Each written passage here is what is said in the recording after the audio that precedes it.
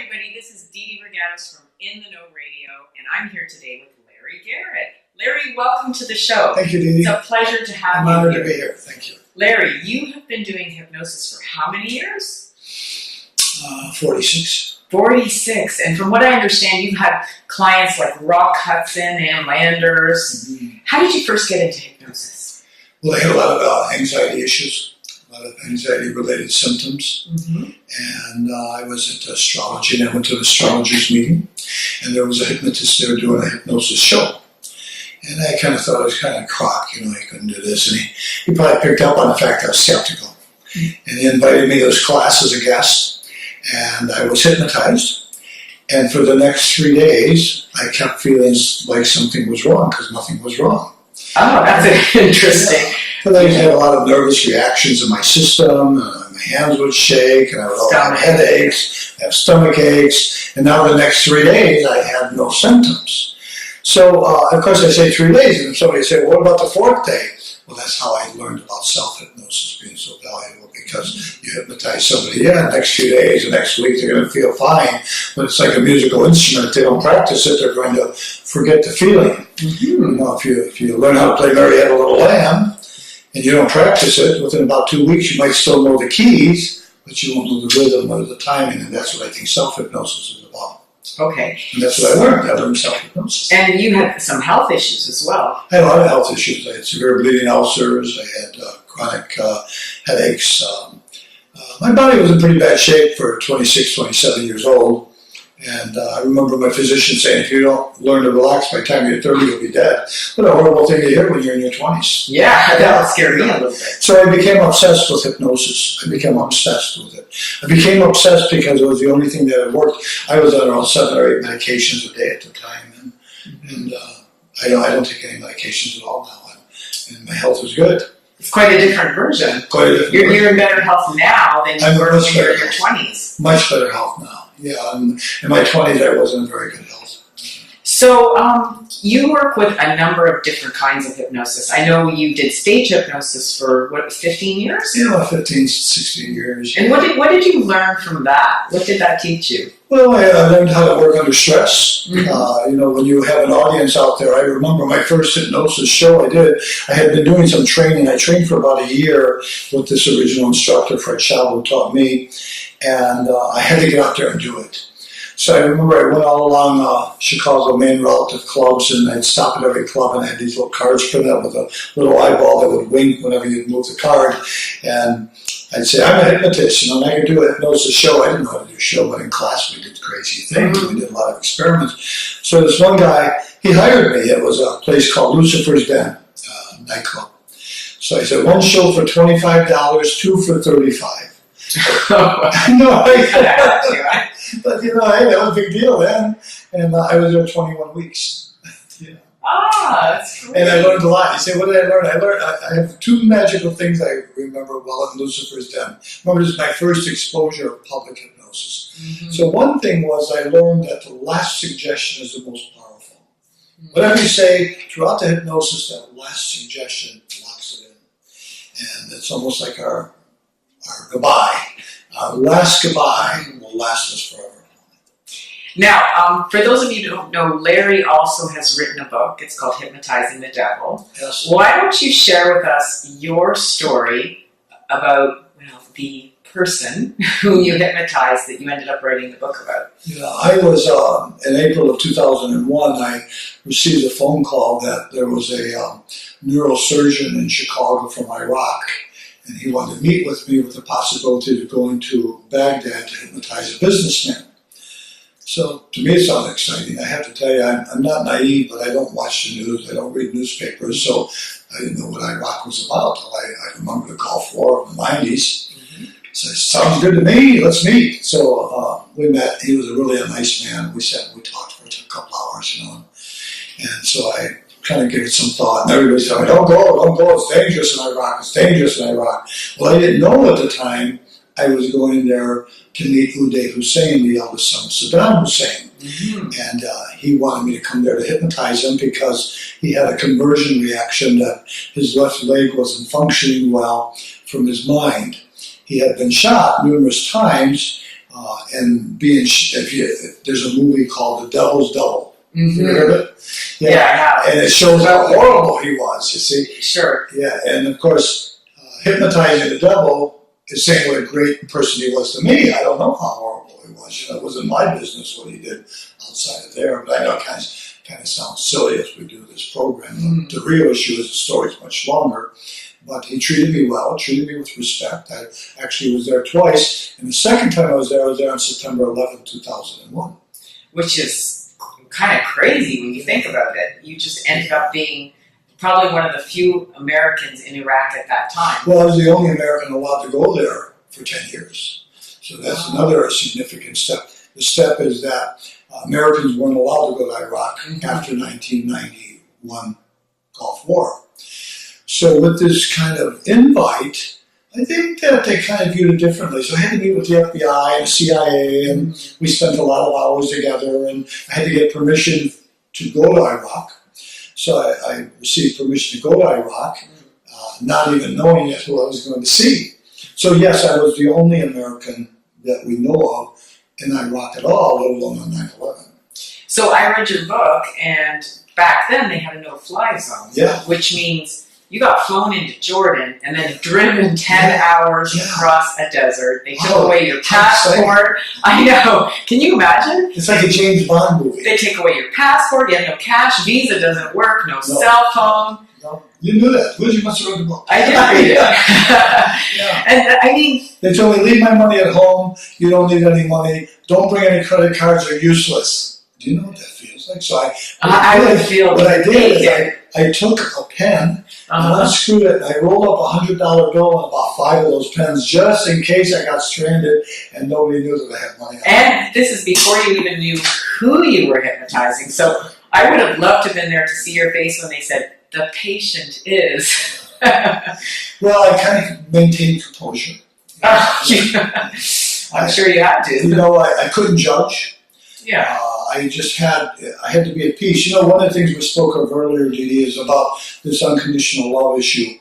And I think to do hypnosis well, we have to express unconditional love to the person we hypnotize, whether it be a murderer or a rapist or a terrorist. I mean, I've hypnotized many, many criminals over the years. But Uday Hussein was probably the biggest of all. Well, he's very infamous, so. Sure, but I could not look at his eyes with a feeling of judgment in my mind. He would have picked it up. I wouldn't have come home.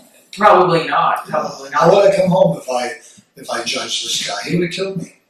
So how many hours do you think in those 2 trips you actually spent with him personally? About 60 is what I calculated. So 60 hours. You must have learned so much about him. Yeah, we had good conversations. He was a brilliant man. He was an engineer. He was a helicopter pilot, a jet pilot. He was well-versed. He knew the Quran by heart. Remember also that he laid on his back for 3 years when he had been shot.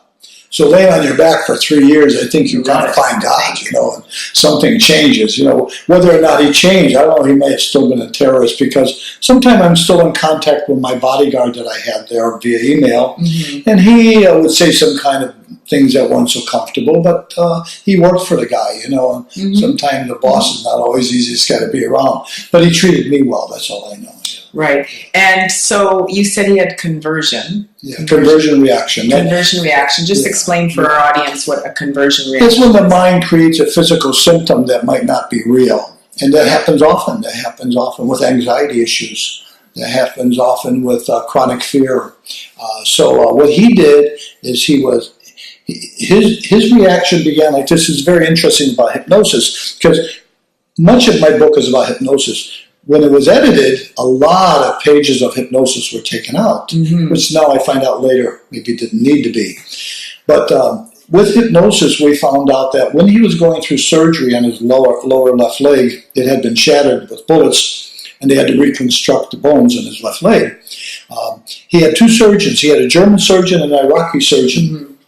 And they used words, you know, as we know as hypnotists, words are so literal, taken by the subconscious mind. Especially when you're in fear. Right. Or laid on this operating table, maybe with anesthesia, and you hear these words and you take them literally. You know, there's an old story in Illinois that occurred maybe 25 years ago where conversations during the surgery whether to be removed because a surgeon might say, well, there's nothing else we can do. We might as well get out of here. To the patient, that might sound like they're dying. Yeah. It might mean to the surgeon, we're all finished. So Uday had been told by his Iraqi surgeon, he said to him, don't put pressure on your left leg or you'll never walk again. Well, there's a double bind there. You know? Right, because you have to put pressure on your leg to walk. And the German surgeon said to him, you need to walk as soon as you could to get that leg working. Well, the first one contradicted the second one. This first one was an Iraqi who he trusted. The second one was a German. The Iraqis don't get along too good with Germany sometimes because of some historical things. And so he trusted the Iraqi surgeon. So he created in his mind a fear. So when he would walk, his foot would shake before he would touch the ground. So he walked with either crutches or he walked with a cane, but he could not just put his foot on the ground. When he went to go upstairs, he'd go up with this foot, drag this one. Go up with this one, drag this one. Go up with this. So he couldn't just go like we do. By the third day, though, he was walking on stairs. By the third day, we were talking earlier before we did the program about miracles. I don't know what miracles are, but I know that when the mind cripples the body, it can uncripple the body easily. Well, because it was the one who crippled it in the first place. That's right. He crippled it in the first place by hearing these surgeons. By the third day, he was walking on stairs, and by the third day, he was walking without crutches or a cane. And I went, I spent 10 days there in April, and we did some nice things. And then I left and didn't hear from them again. But he was happy with you. Yeah, oh yeah. Because he was walking with you after 3. And they invited me back. Absolutely. And you told me another story about a client similar to that who thought he had been shot. Yeah. Do you want to tell us that story? It's a good story, yeah. Because it demonstrates conversion. Sure. He's 25 years old, and young guy, came in here with his parents in a wheelchair. And so he had told me that he felt he could walk, but he couldn't walk because he had been shot. So when he was out in front of a party, a gathering with a couple of friends, a cousin actually and a friend, and a drive-by shooting occurred, bang, bang, bang. And so they all fell to the floor, and his cousin got shot, I think, in the arm, and somebody else got shot somewhere. And he's laying on the ground, so they take him all to the hospital. And he's got in his back, he's got a penetration where a bullet went in. But they couldn't find the bullet. So did it go all the way through? Well, they couldn't find it. No, So the real issue is they couldn't find the bullet, but they knew he was shot, and the bullet had hit his spine, so he couldn't walk. He was paralyzed from the chest down. So we felt bad, but we saw each other 10 times. Well, it turned out that he was never shot. There was never a bullet in him. The panic and the anxiety, and maybe he fell down. Maybe he fell down and he hit the edge of something, and it hit his back and made a hole in his back, But there was no bullet in it, but it looked like a bullet hole, so immediately, because it was a drive-by, the medical staff says he's been shot in the back and he's paralyzed. Well, guess what he heard? You're paralyzed. You can't walk. You'll probably never walk again. 3 years he was in that wheelchair. So did he walk? He stopped coming around as he got his legs working. He would get his legs working. He couldn't move his leg. Then eventually he'd get that leg up a little bit. He'd get that leg up. But he stopped coming around after his legs started working. Now we know. He walked again.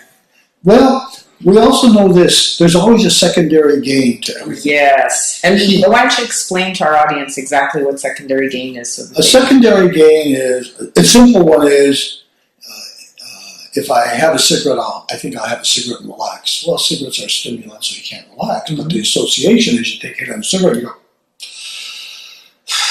all of a sudden you relax.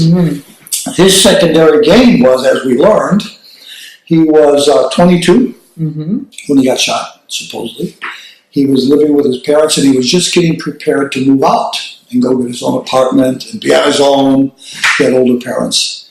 And by being in that wheelchair, he had to stay with his parents. So you're saying that in an unconscious way he enjoyed staying with his parents? In an unconscious way, I think he was afraid to go out and be alone. Yeah.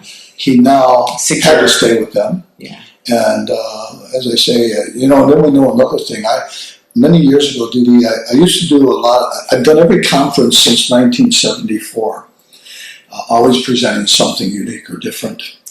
And I did a lot of presentations in the past on resistance.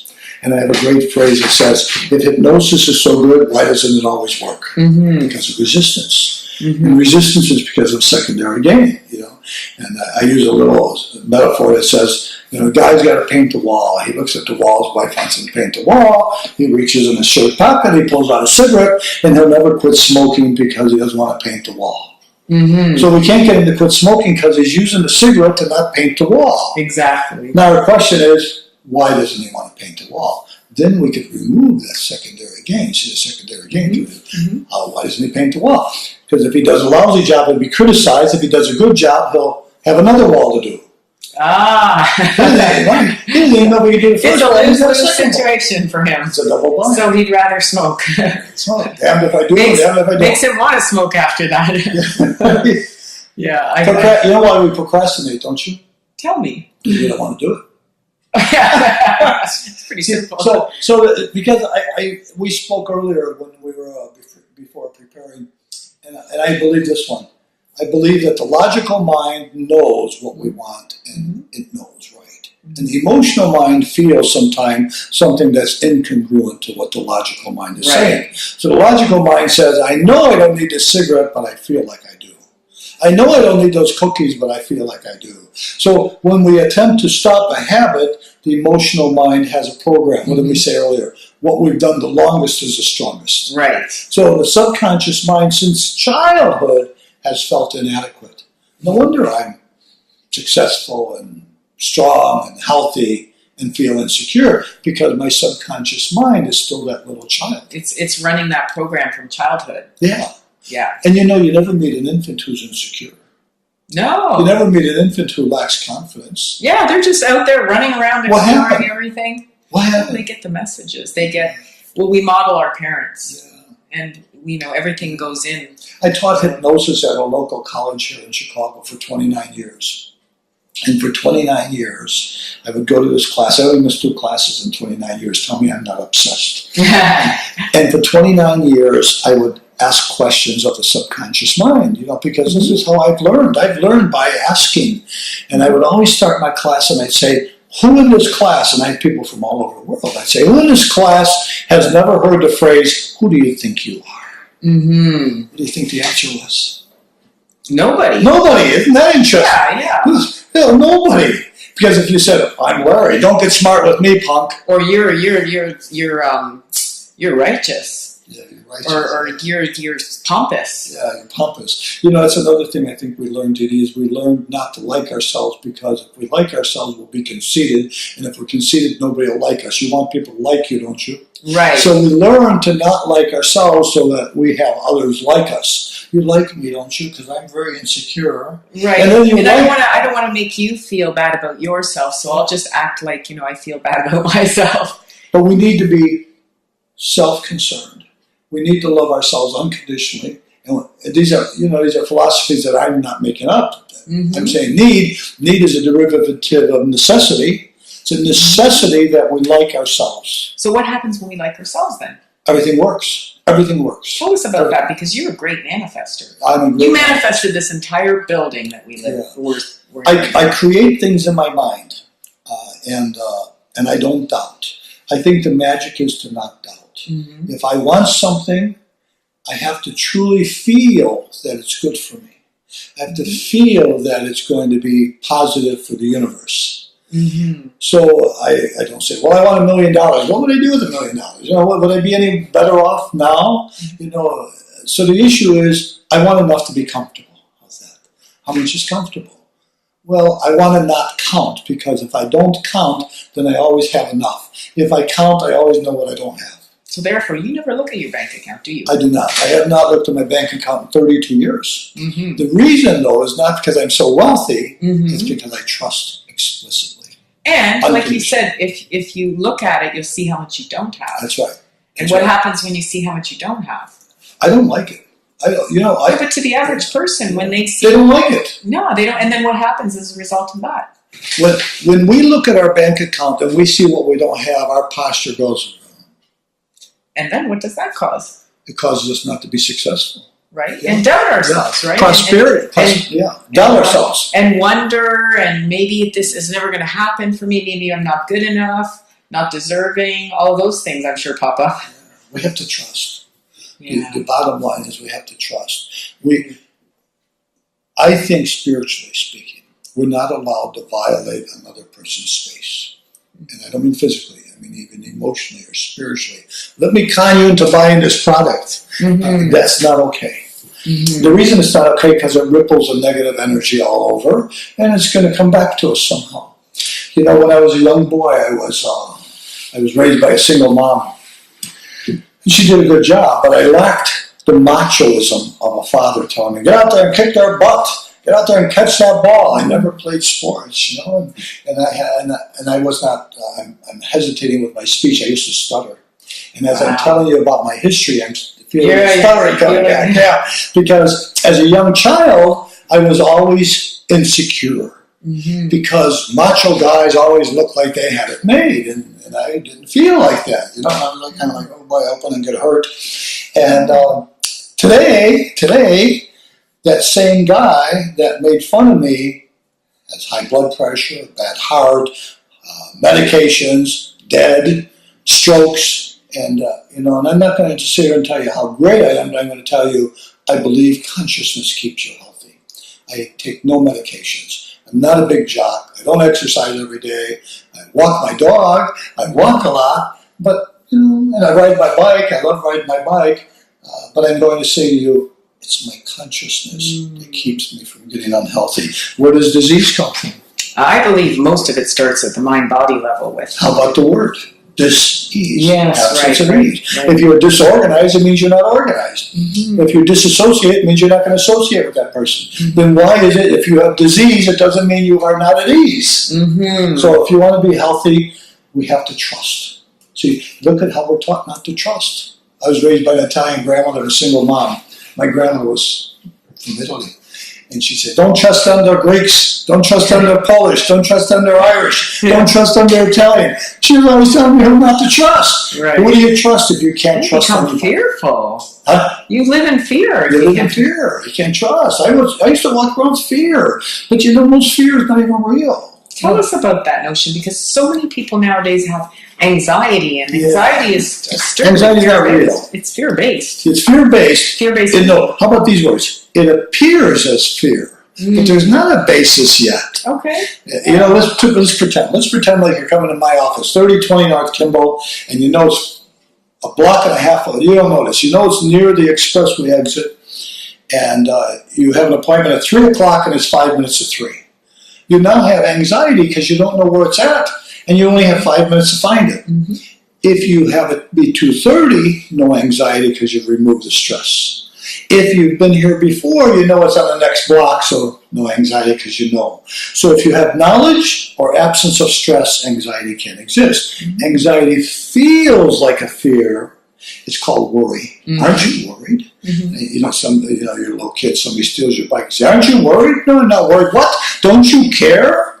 That's what I was going to say. If I know when I'm calm as a cucumber, even when I'm running late, because at some point, getting anxious, people are like, what's the matter with you? You should be upset because you're late, or you should be upset because like someone broke in and burglarized your house. Doesn't work. What are you going to do? How is that going to... No amount of anxiety is going to bring your stuff back that was burglarized. But I have to share with you, Dee Dee, this one too. And we're not even talking hypnosis. I don't know if we got onto this philosophical stuff. So well, because it helps. It's what you help your clients with, I'm sure. Yeah. It's more than hypnosis does change our mind, but it's also about embracing a certain way of thinking. Pre-talk is the magic of hypnosis. If we could communicate to this person an expectation of success, then it'll be successful. So I often say to the client, I'll say, what do you want to feel when you leave here today so you know I've assisted you? It doesn't matter if they smoke or drink or eat or have anxiety or stress or not sleeping at night. There's a feeling connected to that, isn't there? Most of the time it's a feeling of inadequacy. I feel so inadequate I can't quit smoking, I can't sleep, I don't feel confident, no public speaking, whatever. So can we take the inadequacy away? Never mind the goal. Everybody says, well, I hypnotize people to quit smoking. No, you don't. No, you don't. You hypnotize them not to need to smoke. They're going to choose to quit smoking. Mm-hmm. Who do you think you are that you hypnotize somebody to quit smoking? Mm-hmm. So I say to a smoker, what do you want to feel when you leave here so you know I helped you? And they'll say, well, I want to leave here without an urge. How many times have you hypnotized a person? They open their eyes and they say, I have an urge. They don't. No, they don't. So if we could label it right, so when I say, what do you want to feel when you leave here? And they say, I want to feel at peace. I can feel at peace. I want to feel comfortable. We all know a good induction will have that person feeling relaxed, and that's all I can offer them. So I say, well, if you feel at peace, will you accomplish your goal? Most likely, yes. Mm-hmm. Yeah. So you also did, and I don't know if you're still doing it, I'm sure you are, medical hypnosis. Well, that's a good question. Sure, because I have many physicians in the Chicago area that I work with regularly. Mm-hmm. But I was originally fortunate to work with a physician. For 6 years, we worked together, and I learned so much from him. That was when I first started hypnosis. I was on a TV program talking about stage hypnosis. Mm-hmm. He was the physician talking about medical hypnosis, and there was another physician saying hypnosis is no good, it doesn't work. So the medical hypnotist, this physician, and myself became bonded because we were both hypnotists. And believers. And he wanted to know about stage hypnosis, and I wanted to know about medical hypnosis. So yes, I work with a lot of areas. Walking is a big issue of mine. So tell us about that. How have you helped people walk, besides the guy that believed he was shot? Yeah, that's a good story. And there's another one. I think about this woman that came to see me. She was in her mid-50s, and she could not lift her left leg. Mm-hmm. Because so we don't have to move for the cameras, but your vision. I've got a great imagination, so visualize that her right foot would go here, and she would drag her left foot. Mm-hmm. Her right foot would go here, and she'd drag her left foot. And the reason was she had fallen backwards once going down up some stairs. So when she lifted her left foot, she fell backwards. So she was scared after that. So 8 years, she could not lift her left foot. 8 years, you said? 8 years. Wow. Because she had learned not to lift her left foot, because if she lifted her left foot, she'd fall backwards. So she couldn't lift her left foot. So it took her, I want to say, a good 5-7 minutes to walk from the front door to my office, dragging his left foot, lifting with a walker. And so then when she was hypnotized, she was able to lift her left foot. How come? Because we didn't hypnotize her to lift her left foot, we hypnotized her to remove the angst. So I don't think hypnosis does something. You will not smoke, you will walk. I think it takes stuff out that somehow has been put in. Well, what you're saying makes sense, because that's how we learn when we're a child. If we burn ourselves on the hot stove, we learn not to put our hand near the hot stove. So she learned, don't put your foot down, or it means you're going to fall backwards and hurt yourself. That's right. It was just like that child. Yes. But she picked it up on an unconscious level, and when you remove that fear, well, of course, the natural thing is she can be walking as she once was. Don't you think we pick up almost everything? I do. I've seen myself some of the... When we say something about the idea that we have to really watch the mind and the beliefs that are going on in our head, because sometimes I'll notice that I'll comment to myself about silly little things. Well, like the tallest poppy gets its head chopped off. I don't want to stand out too much. Right? So we stay low. Yeah, so we stay low. Or there's these things that culturally, and then we learn from our parents. You know, my dad, whenever I'd get too excited and laugh, would be too shh, shh, shh, you know? So you learn like, oh, there's something wrong with being happy and joyous and boisterous. But we could also inhibit that. As you shared that story, I think of a story of one of our friends, a hypnotist in Colorado, and she tells a story about her dad saying to her, she had 6 siblings, so 7 of them get upstairs playing, all close in age, and the dad say, "You kids better stop laughing, somebody's going to get hurt."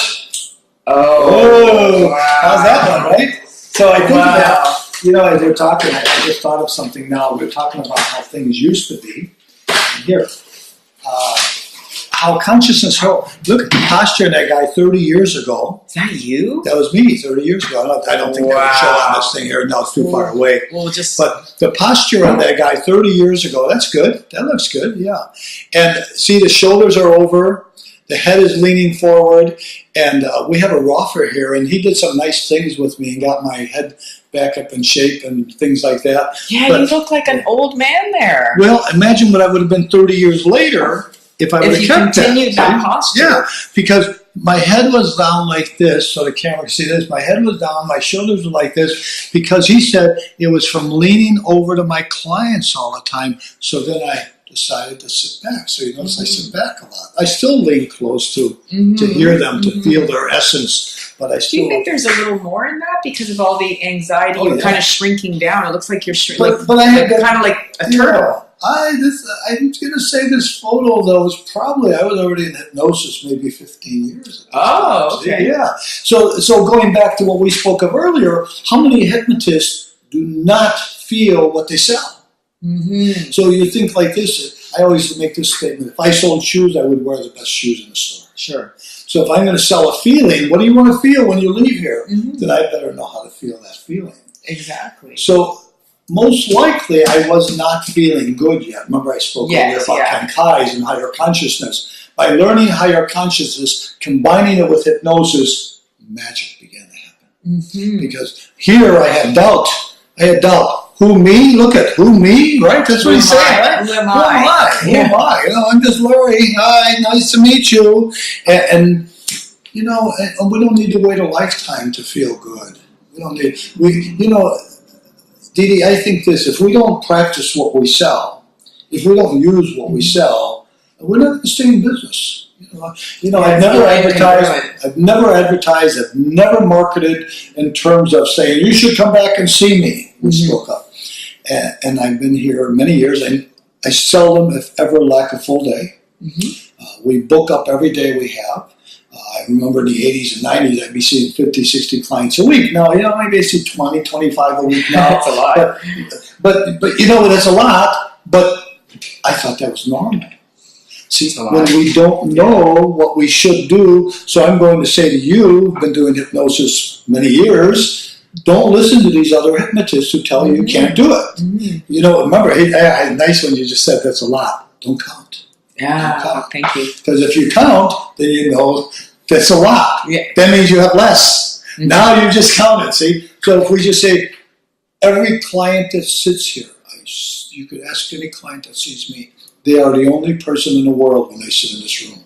We close these doors. I don't get distracted. I always work with an assistant. I never work alone. And we talk together.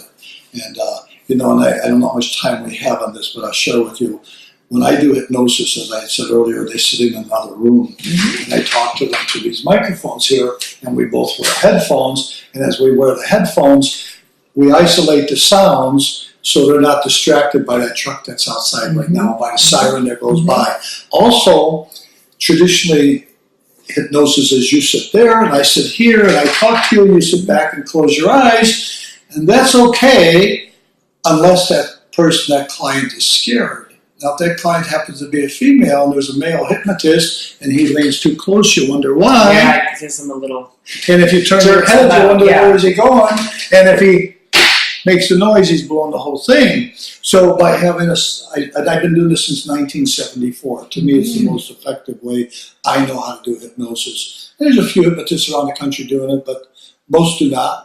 Most have criticized me in the past about it because they say, oh, well, you just play recordings. No, about half is personal, half is recorded. But let me ask you, how many times can you say to your clients, so relaxed, so comfortable, so deep, so comfortable? Record it. Now you start your induction, talk to them personally, put on your recording, sit back, take some notes, maybe go to the washroom or whatever. Then you come back and talk to them personally again. Now if you hypnotize them for an hour, maybe half, 3/4 is you, and the other quarter, half is a recording. It's okay. That's how I teach clients anyway. To me, it works. And what have you seen in terms of what you would consider miraculous, especially by what's deemed as conventional medical, treatment, unexplained illnesses? What have you seen that, besides the boy you made walk, or I'm not going to say you made him walk, but... No, right, I just taught him that he didn't... You removed... I taught him that he didn't need to not walk. Exactly. It's a double talk. I think all of it is, Dee Dee. I think that when people come to see me, they come in here with an issue that they have an invisible wall blocking them. And so when you ask me about miraculous, I wouldn't say, well, I think what I went through is miraculous. I don't think I'd be alive today if I didn't go through hypnosis. I think that the woman who couldn't lift her left foot for 8 years, that was pretty powerful. I think everybody that comes in this room, to me, is miraculous. We might kind of shrug it off, say, well, I'm just here to quit smoking. But last night, my last client was a firefighter who is 50 years old, smokes a pack of cigarettes a day, has young children, his wife doesn't smoke, and he left here without a craving. Now, it might seem like just a smoker, but to him, that's miraculous. Nothing's worked. Well, it's going to keep him alive to keep him alive. Children. Yeah. So I know you're looking for something more dramatic, and I guess I could think of many. If Sally was here right now, she'd probably tell you right off the top of her head. But I think it's almost like not counting. Right. And I have, when I moved in this building 17 years ago, 1999, we opened up here. And I asked one of the people who worked with me to count the folders. We had 50,000 intake folders. And 50,000 was a lot of people. So out of 50,000, it's pretty miraculous. You had spoken about somebody with some skin disorder, and they kind of cleared that up. I just had somebody recently. There was a young African-American woman that was coming to see me, and she had white spots on her hands and her arms. Vitiligo. Yeah. Vitiligo, yeah. And her physician told her it was from stress. And I think she came in about 7 or 8 times, and the white spots started diminishing, So if it was from stress, what did we do? Was that miraculous? No, we just lowered the stress. It's not miraculous to you, but to the medical community who believes that that's once you have that condition, it only gets worse. Yeah. It's miraculous. I know it doesn't seem miraculous to you, though. Yeah, it's like the airplane pilot, He or she lands a plane, and we say, oh my God, he landed this big plane, and it's everyday work for him, It's like people say, well, what was it like being with that terrorist Uday Hussein? I wasn't with a terrorist. I was just with some guy who wanted to be hypnotized and paid for my trip. I mean, I had a venture that nobody had. I was able to walk through Babylon. I was able to see religions that I'd never seen before. So as a tourist, I had a great gift. Sitting with a murderer, I never thought about that. If I would have thought about that, I might have gotten scared. See, I don't wear many fears because I realize anxiety is a fear where there's nothing necessarily to fear. It might be, but it's not there yet. So. And you've also done some work with speaking of criminals as well. I believe you related a story once about a man who had shot one person, but didn't remember it at all. He had 32 witnesses. Famous case in Chicago, and the case was very famous because he had 32 witnesses there, threw the gun down and ran out and didn't remember it. So they had hired me. I went to county jail and sat there with them for 4 hours, and we did some nice regressions and had him remember stuff. And as he remembered everything, it was kind of an interesting experience. It was he was in the wrong place at the wrong time. Somebody got shot, shouldn't have got shot. He went into a state of shock. But I think we all do that. We call it amnesia. Yeah, if it wasn't something intentional, because from what I understand, he had pulled out a gun and someone grabbed his arm and then the gun went off. That's right. So I wouldn't want to remember that either. He had 3 guys attacking him. So he pulled out a gun to protect himself. And he lived in a very bad neighborhood of Chicago where they asked, why did he have a gun? And he says, well, everybody carries a gun around here. It doesn't justify it, but we have to stop our judgments and say, what if we lived in a neighborhood where everybody carries guns? Would we care? Look at right now. The whole country, the United States, is going around wanting to have people legally carry guns, aren't they? Now, if everybody's carrying guns, you never know when this accident might occur where somebody might be going to beat up somebody and he pulls out his gun. And so that's what this guy did. So, we could judge it and we could say, well, he shouldn't have pulled out a gun. He shouldn't have had a gun. But if you lived in that neighborhood where he lived, as he said, everybody in this neighborhood carries guns. Wow, that's a powerful statement to make. And it wasn't his intention to obviously, he wanted to protect himself, 3 people on him. He wanted to scare the guy by pulling out the gun was an automatic. The other guy grabbed his arm, and as he grabbed his arm, the gun went up, and he went boom, boom, boom, boom. So they found 2 bullets in the ceiling, one in the upper wall, and one in the person in front. The guy in front just happened to be in the wrong place. Oh, how unfortunate. Unfortunate. It was just a horrible scene. However, it was the first time I hypnotized a criminal. And I learned so much. I learned, Dee, we can't judge who people are. And if you're judging and you're a hypnotist, you're in the wrong business. I also worked with the local police departments for about 10 years. What did you do with them? I worked a lot with witnesses, remembering license plates, remembering assailant, forensic, And so I had probably about 20 Chicago areas that would bring their people in here to remember stuff. And it was pretty exciting. It got boring after a while. One time I had the state's attorney's office come with 15 people. They wanted to sit in a room while I hypnotized a woman for rape. You can't do that, One time I had the husband who wanted to be in a room while I hypnotized her to describe what had happened. You don't want the husband sitting. No, wow, that is bizarre. As we spoke earlier, we kind of get into this thing of jealous, insecure people. We don't want that stuff around hypnosis. No, you don't want your husband. No. So forensic hypnosis, that's pretty interesting because I interviewed Mike Mandel, who's also a forensic hypnotist, and he had someone remember after a gun drive-by shooting, she worked in a McDonald's drive-through window and someone robbed her at gunpoint. And he had the witness, remember a license plate from across a dark parking lot. So what have you seen that's possible with forensic hypnosis? Because I know a lot of the witnesses are either in shock or traumatized, so but you can neutralize that shock. Right, and then is that when the memory comes out? Well, picture hypnosis as a balance. So the balance gets there. When the balance is there, we know everything. We know everything. So it's a state of calm, calm balance. Because if we're freaking out, oh my God, I can't remember. But it's there. It's there. You just need to access it. Sensory memory is a bus just went by. What color was the bus? I don't know. It's just sensory memory. It's gone. But can we stop that memory and say it's a green and white bus and it's a long one with 2 doors? So we can describe it. Can we see that license plate? Yes, many times. Many times. It's amazing to me because he hypnotized her just before, and it was a van that drove in, and she recounted. I think it was years later, I can't remember, she recounted the order they placed. Yeah. So imagine remembering the actual order that the person placed at McDonald's. It's really unbelievable. So have you really helped witnesses recall things that are astounding in that way? Well, I think so. I think that many of these people who were victims would go through great details. What color clothing they were wearing. And that's something they couldn't remember before. Right. But think of this one, Dee, as we even doubt this conversation. You hear a song play that was popular when you were 16 years old, and you remember who you're with, what you were wearing, what the weather was like, just from the song.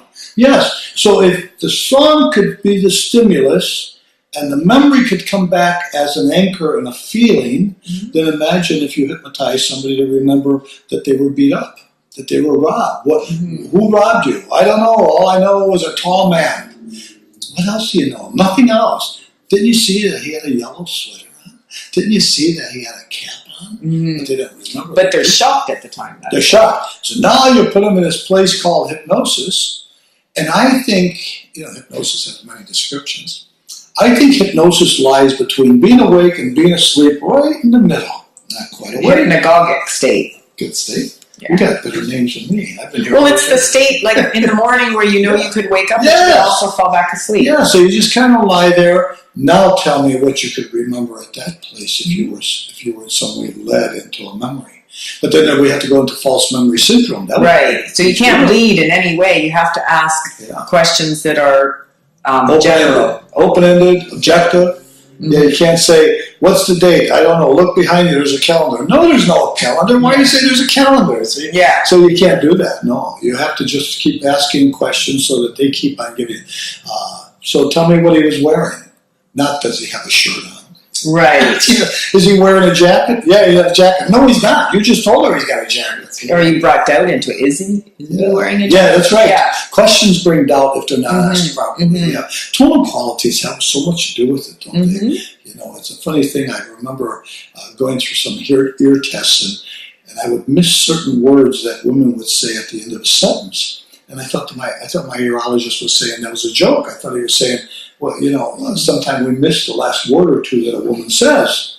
Really? I thought it was a man thing. Yeah. But it's because some women talk like this, and they say things like this. Oh, they go down. Yeah, and they drop that last word. Mm-hmm. And so as they do that, they kind of say something, don't they? They're kind of backing off with their energies a little bit. Mm-hmm. And so as we hear language, I say to my clients, I listen to everything you are saying and everything you're not saying.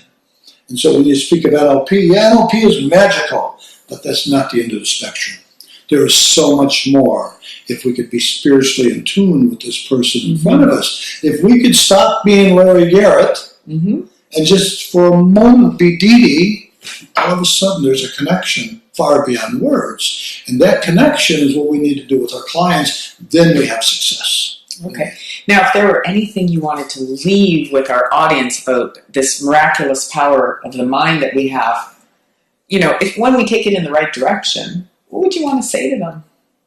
It's funny because before we did this, you had something I had said. You said that would be a good way to lead. I can't remember what it was. Well, you already talked about really caring for the self. Yeah, that's right. That's right. Well, I'm going to say this one. Each day, I get a real wonderful gift. Every day. Mm-hmm. I mean, it's almost like somebody says, okay, every day you're going to get $1,000, but you have to spend it every day. Mm-hmm. So every morning I get a wonderful gift, and I wake up. And I take advantage of that gift all day long. And my friends and people that know me well are tired of hearing this stuff. That this morning I got a wonderful gift. I know you woke up. But the real issue is, yes, I got a wonderful gift. I mean, you can tell I love life. I love life. I only do what feels good. And then I seldom have challenges. Mm-hmm. If we do one thing that doesn't feel good, the shadow keeps following us, doesn't it? I know what we said earlier, too. I said to you, somebody said, well, don't you have bad days? No, I don't. I used to have bad days. Now I have bad moments. Mm-hmm. So if you live the moment and you have a major challenge. I remember when that car that we were talking about, I had that car 2 months. I was coming up the expressway and this car comes along and bang, hits me. And I only had 2 months. And I said, boy, this was my dream car. I had this dream of this car. And I get this car and somebody smashes it. So it was undrivable. So the police officer comes along. He says, I'll drive you home. I said, okay. He said, I bet you're really upset that pretty car got all smashed. And I said, well, it's too bad I got smashed, but if I get upset, will it fix the car? No. Well, of course not. He says, but you should be upset. Why should I be upset? If I get upset, I've got 2 problems. One, the car is smashed, and the other one's I'm upset. So did it bother me? Of course it bothered me. Was I upset? What's upset? Does that mean I'm going to not do a good job tomorrow with my clients? No, it doesn't mean that. The major things that we go through, the losses, I was so close to my mom, and when my mom passed on, she said to me, are you going to be okay? I'm going to be okay. And she said, okay, and then she left. Well, should I be upset? I miss my mom every day. But should I miss her all day long and become obsessed? Oh my God, I miss her so much. Oh my God, that car was wrecked. She wouldn't want that. No. So I could have these moments. I could have a moment. I could lay back and reflect a moment. So I'm going to leave everybody by saying this. Live the moment. Love yourself unconditionally.